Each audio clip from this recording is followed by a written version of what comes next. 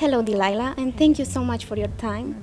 Please tell me some details about the creative process and how you write your music, depending on the fact that you know to play the piano so well and from an early age. Yeah, the creative process differs with each day. I mean, it depends on how I feel, who's with me, what I've eaten, the weather, because it comes from, I write about what I've lived, so, no 2 days are alike, and playing the piano has definitely helped. It means that if I'm having a sad day and I don't want to go and work with a producer, I can sit at home and create by myself. But I'm discovering some amazing producers whose skills on the piano and musically are like far better than my own, and I'm learning a lot from them. So collaborating with those people is really exciting because it ups the levels, you know.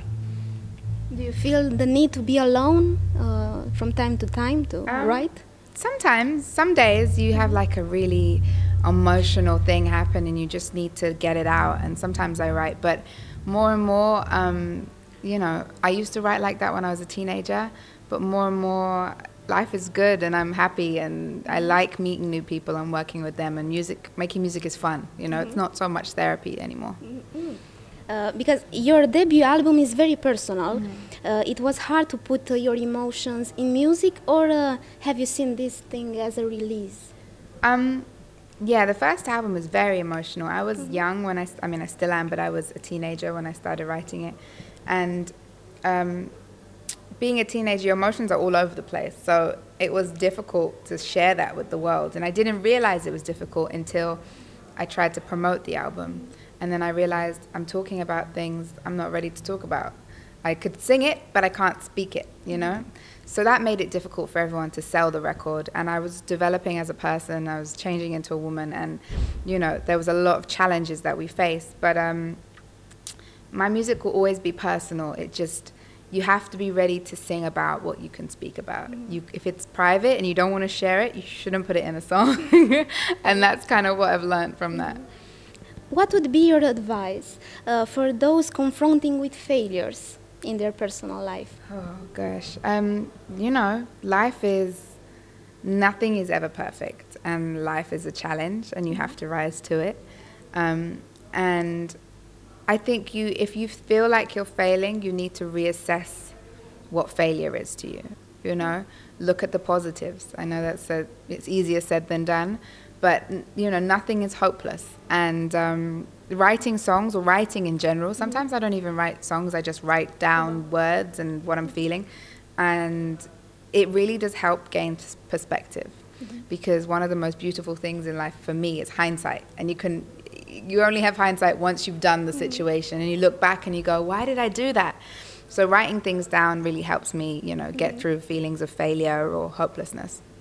In the Inside My Love video, you show us a little bit more of your sensual side and also some dancing skills. Do you see yourself expressing in another artistic way with elaborate steps and dancers around you, maybe, on stage? The new music I'm making is a lot more energetic and you can dance to it. So I do want to learn how to dance. I mean, I can dance because I feel music, but I'm not a dancer. I can't dance as well as I can sing. And I think if you do anything publicly, you should be able to do it well.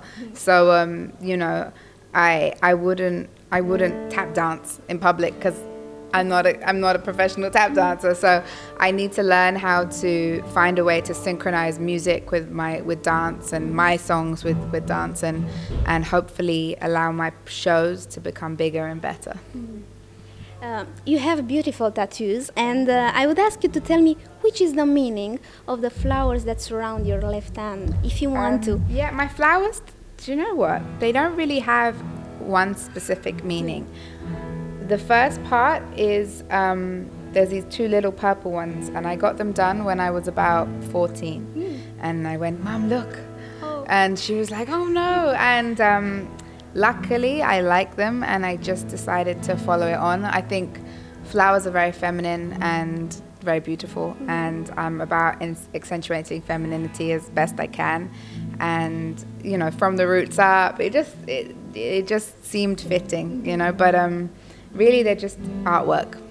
It's a a specific flower or some kind? Well, yeah, it's a cherry blossom, which is a Japanese flower, and the lady who did it is a Japanese freehand artist. So I had to really trust her because she didn't draw on my arm first; she just tattooed.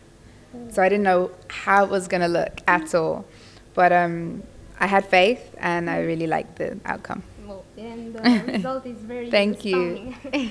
Tell me a moment that you always remember during the tour that you had with Prince. A moment that I always remember, there's so many. One was I performed my support show with my band, and he had asked me to come on the main show with him and do a duet. So I go backstage, I change my clothes, and I'm like on the side of the stage ready to do this duet, and I'm nervous. I'm like, I'm going to sing with Prince. And I go up on stage, they give me my microphone, and the microphone is not working. And like my part, and I'm singing, and no one can hear me. And I'm like, no. So like, what do I do? What do I do? So Prince was standing in the middle of the cymbal stage. I don't know if you've seen his stage, and he had a microphone stand. So I walked straight up to him, and I like pushed him, and I sang on his microphone. And then I realized my microphone was just not switched on. And I switched it on, and it was fine. But it was like everyone, my whole family were like, no. But it worked out fine, and you know, it's a funny story. Which songs did you play that night? Sang, the one we did together was "You Got the Look," and you know, it was disappointing to walk out on stage in my outfit, ready, and like no sound. But what can you do? Happens. Yeah, it happens. You know, the show must go on. You worked with Chase and Status, Plan B. Is there any artist you want to record with for some future projects? There's a bunch. There's so many. I love hip hop, so I'd love to work with some hip hop artists and do like the choruses on their songs.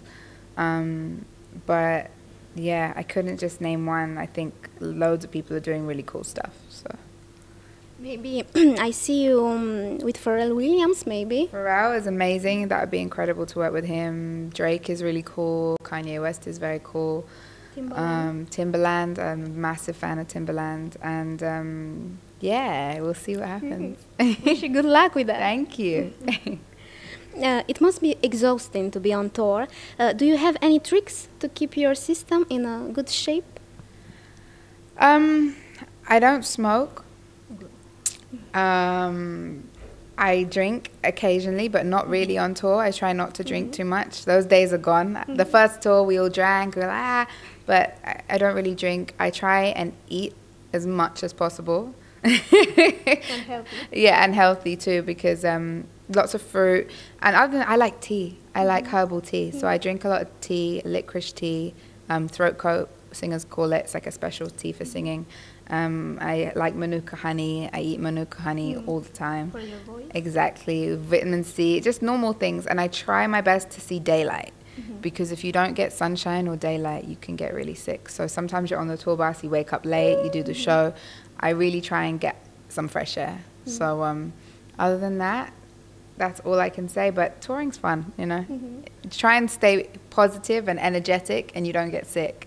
The second you start getting homesick, you start to feel sick. So I try and stay in a good mode. Do you manage to visit the cities that you are on tour? That's part of my thing. So part of my thing of getting out and getting fresh air and getting sunshine is that I have to go and have a look at wherever I am.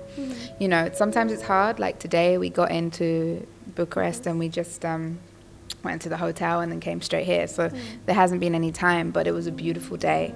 And I really do try hard to visit places so I don't just see the hotel and the airport, you know.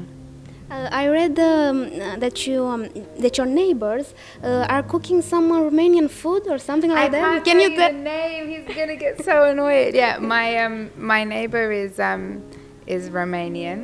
I want to say his name like you know. But yeah, he is Romanian, and he's always, whenever he comes to Romania, he always brings back certain things like certain meat or certain like crackers or biscuits and things like that.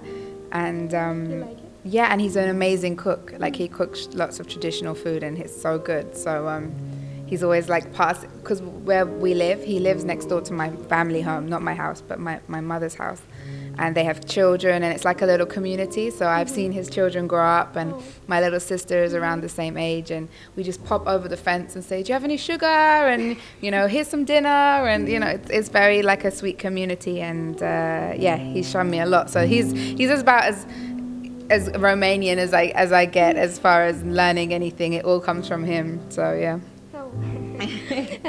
If you could make a top of your favorite 3 tracks from all time, what songs will you choose? Woo. Because I know you listen to a lot of music since you are a little child. Favorite 3 tracks of all time? Gosh, I can't think of a favorite 3.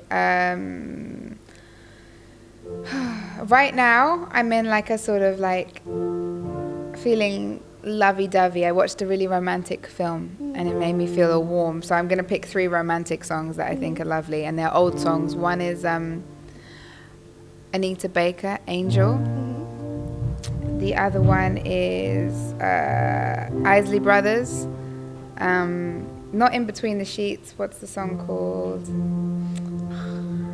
It's another Isley Brothers song, but I love all of them. And then thirdly, I heard a new song. Well, it's not a new song, but I heard a song by a band who I'd heard their music but didn't know their name, and they're called No No No, and it's called Down Under, and I like the acoustic version, and I think it's really strong. So yeah. Do you have what music do you have on your iPod right now, or artists that you love nowadays? Everything. I listen to everything. I try and buy new albums as they come out. I like hip hop a lot, so I buy a lot of hip hop. I like good songs, so people like No No No and Rai X and, you know, Little Dragon. Pharrell's new album, Frank Ocean. I James Blake, I suppose. I love James Blake. Massive fan of James Blake. So my phone is always full of something, and there's actually no more space. So a lot of my favorite albums, I have to sort of send them to myself again on email and then play them because there's no room. So yeah. Can you tell us a little bit more of your second album? The second album is a growth from the first one. It's more energetic. It's bigger sounding. It's still got some darkness to it because that's where I sort of feel most comfortable, but I'm trying to push myself out of that and write more positive songs and you know, get something that people can move to. Where are you recording? All over. A lot of the time in America, LA and New York and Minneapolis. A little bit here, all over. Thank you so much. Thank you. Thank you.